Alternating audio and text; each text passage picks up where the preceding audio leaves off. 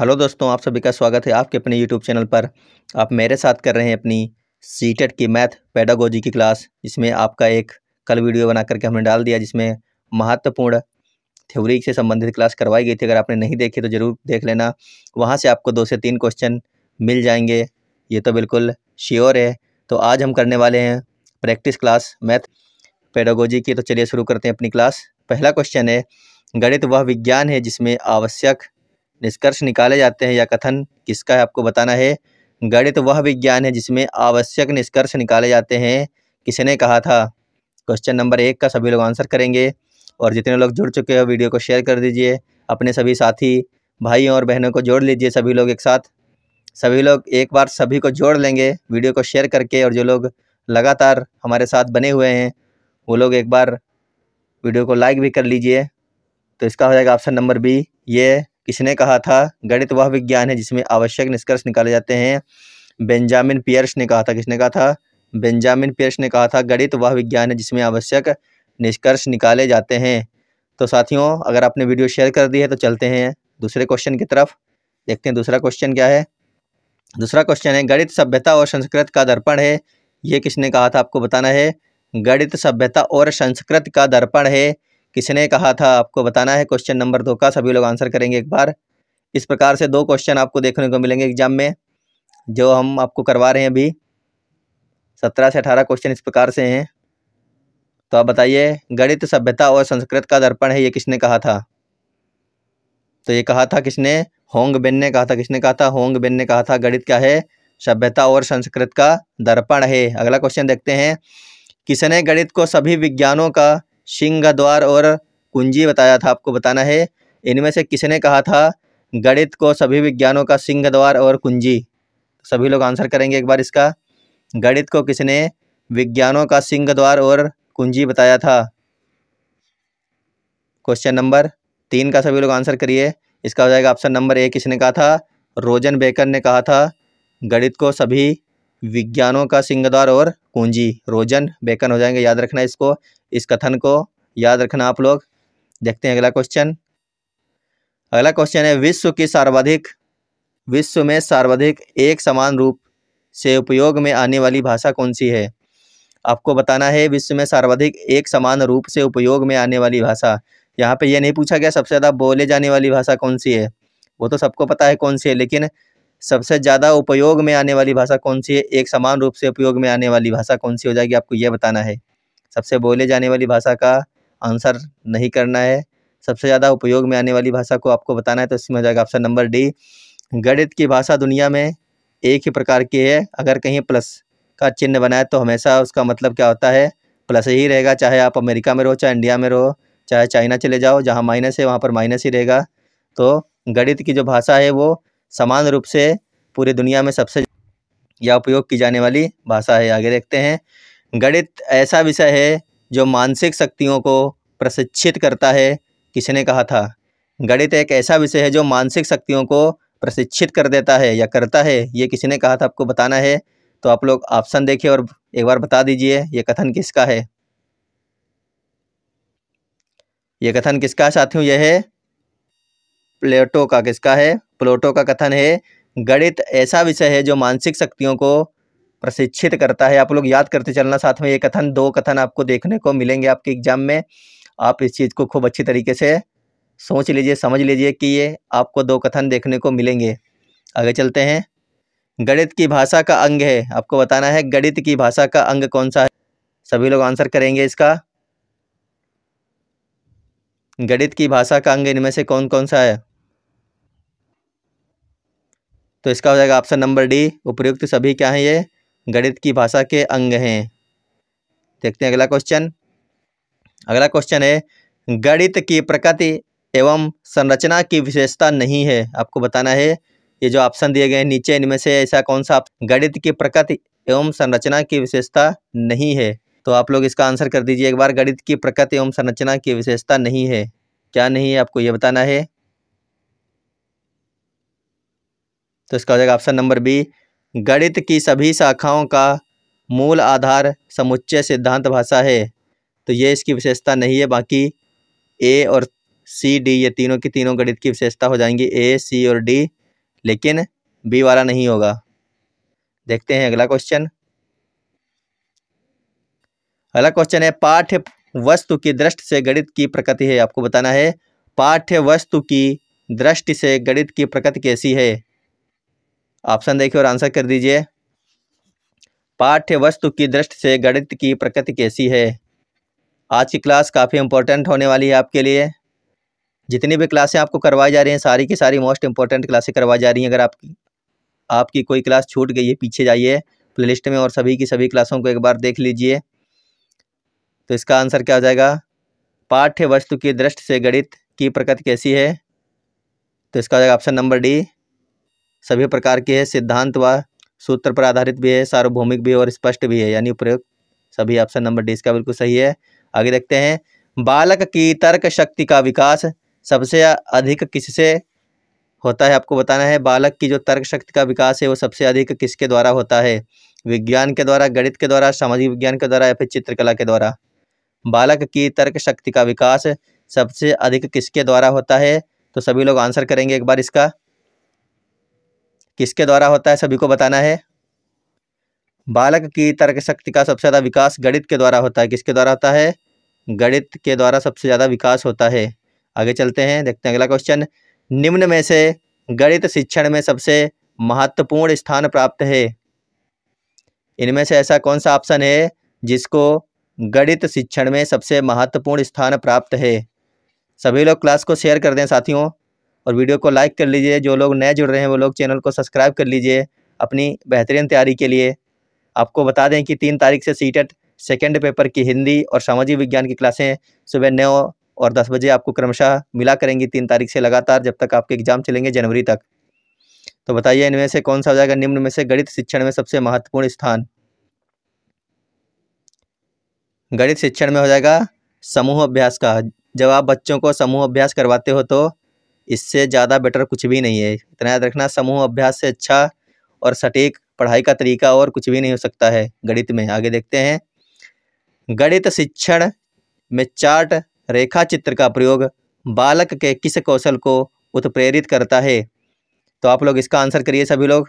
गणित शिक्षण में चार्ट रेखा चित्र का प्रयोग बालक के किस कौशल को उत्प्रेरित करता है, आपको बताना है।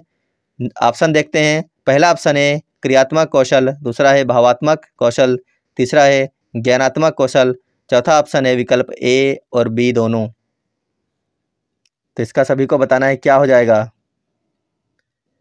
इसका कौन सा ऑप्शन सही हो जाएगा। सभी लोग एक साथ आंसर कर दें, उसके बाद हम आपको बता रहे हैं इसका कौन सा ऑप्शन सही हो जाएगा। तो इसका हो जाएगा ऑप्शन नंबर ए, क्या हो जाएगा, क्रियात्मक कौशल। क्या हो जाएगा, क्रियात्मक कौशल।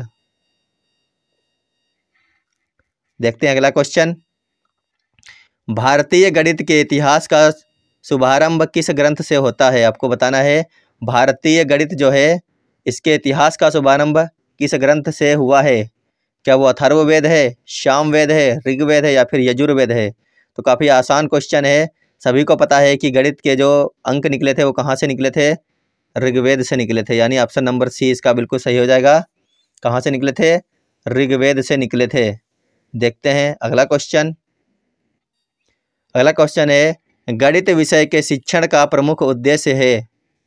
तो आप लोग ऑप्शन पढ़िए और आंसर कर दीजिए।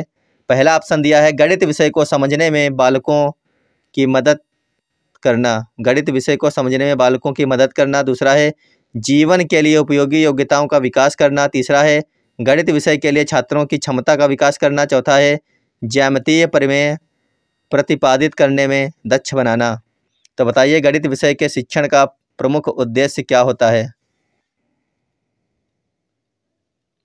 तो इसका हो जाएगा ऑप्शन नंबर सी, क्या हो जाएगा, गणित विषय के लिए छात्रों की क्षमता का विकास करना। ये इसका बिल्कुल सही आंसर हो जाएगा ऑप्शन नंबर सी। आप लोग इसको एक बार और देख लेंगे। ऑप्शन नंबर सी इसका जो है बिल्कुल सही आंसर हो जाएगा। कौन सा हो जाएगा, ऑप्शन नंबर सी। याद रखना इसको, गणित विषय के शिक्षण का प्रमुख उद्देश्य होता है गणित विषय के लिए छात्रों की क्षमता का विकास करना। Option number C. देखते हैं अगला क्वेश्चन। गणित शिक्षण में कौशलात्मक उद्देश्य के विशिष्टीकरण का उदाहरण है। तो बताइए इसमें क्या हो जाएगा ऑप्शन, कौन सा ऑप्शन सही हो जाएगा इसका।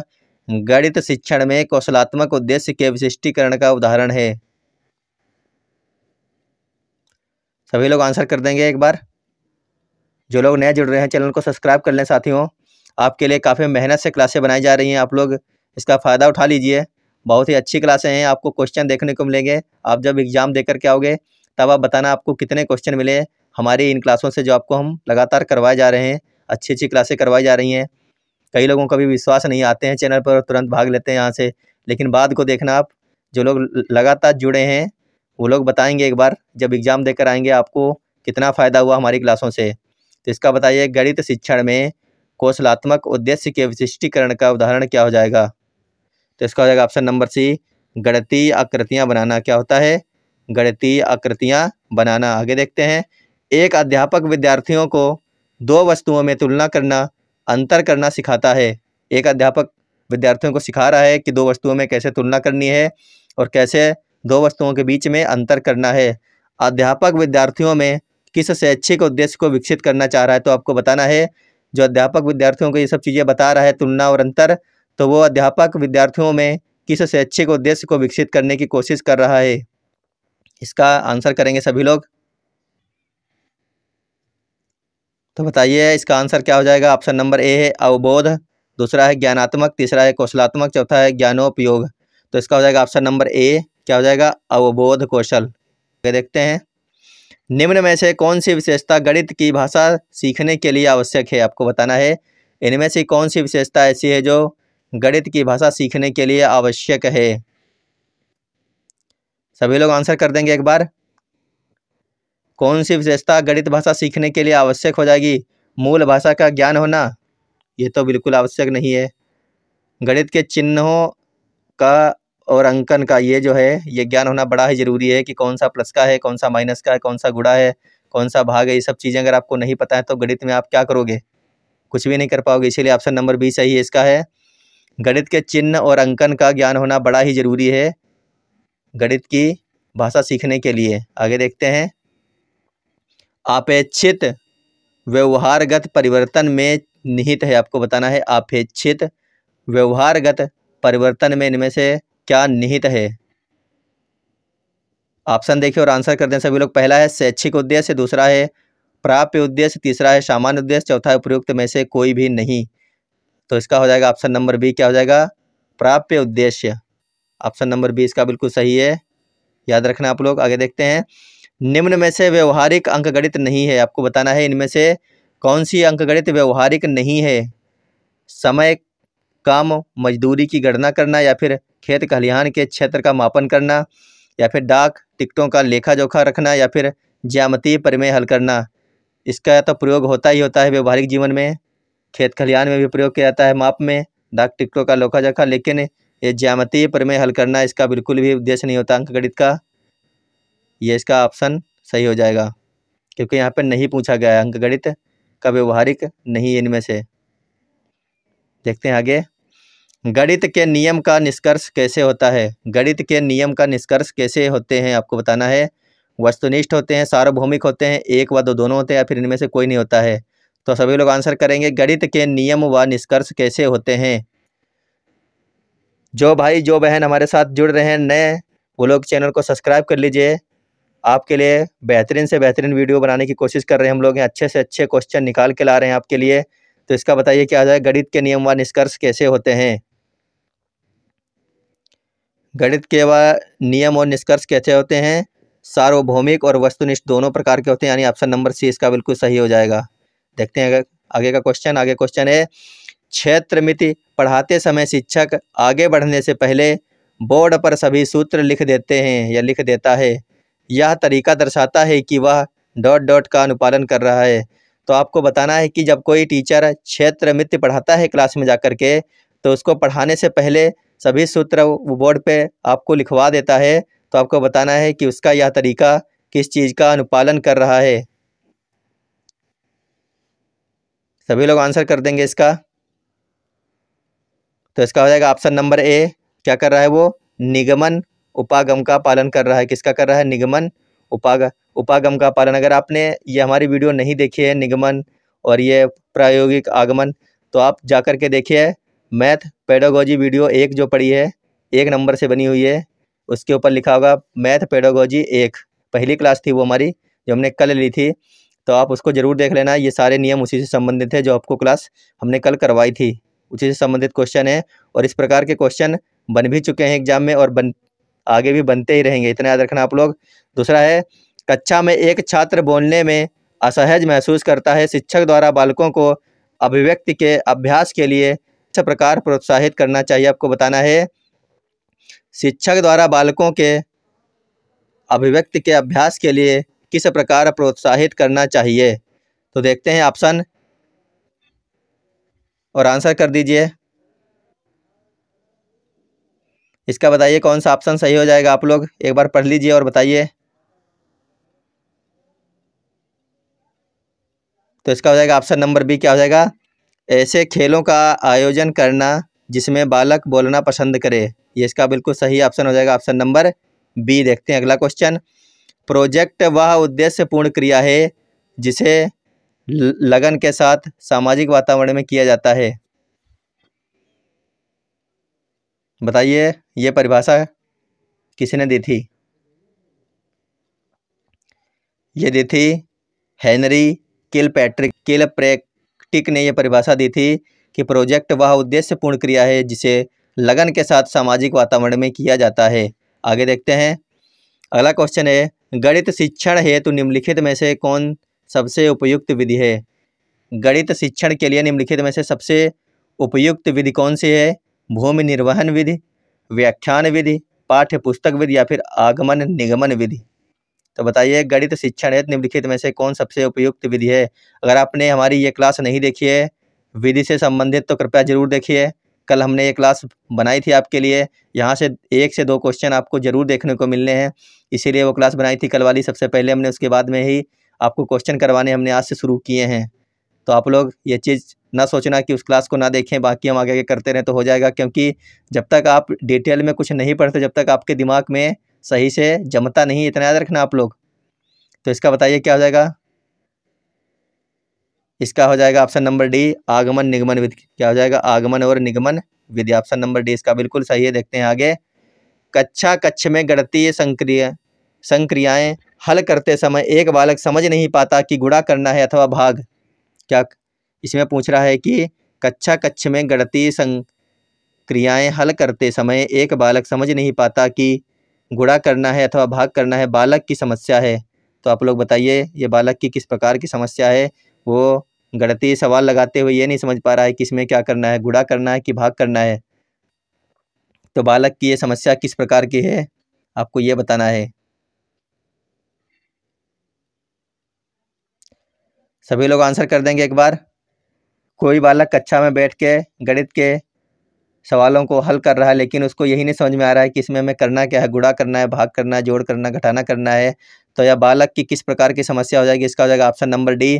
बालक को क्या है, गणित के विषय में बिल्कुल भी रुचि नहीं है, इसीलिए वो इन सब चीज़ों पर ध्यान नहीं देता जब उसको पढ़ाया जाता है कि आपको क्या करना है, गुणा करना है कि भाग करना है। इसका ऑप्शन नंबर डी बिल्कुल सही हो जाएगा। बालक की गणित विषय में बिल्कुल भी रुचि नहीं है। तो आप लोग बताएंगे कमेंट बॉक्स में साथियों कि आज की आपको हमारी क्लास कैसी लगी। अगर आपके लिए क्लास हेल्पफुल आपको लगती है कि रहने वाली है तो सभी लोग इसको शेयर कर देंगे और जो लोग नए जुड़े चैनल को सब्सक्राइब कर लेंगे। और हमारे पुराने मित्रों से बस इतना ही कहना है कि आप लोग हमारे वीडियो को ज़्यादा से ज़्यादा शेयर कर दिया करें। वीडियो देखने के लिए धन्यवाद।